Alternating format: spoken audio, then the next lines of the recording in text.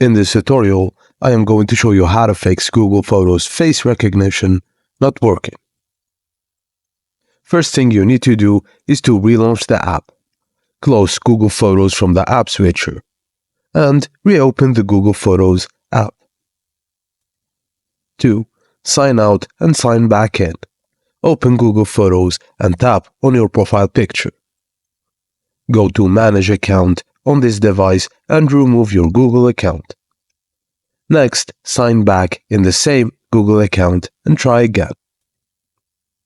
If not, clear App Data. Open the Settings app and tap on Apps to find Google Photos. Tap Storage and Cache and then clear Data. 4. Update Google Photos. Open the Google Play Store and search for the Google Photos and tap on Update if available.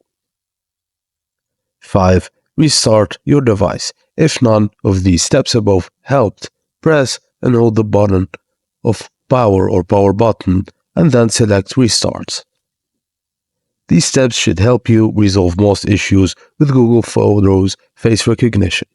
And that's it, guys. Thank you for watching, and please don't forget to like and subscribe for more.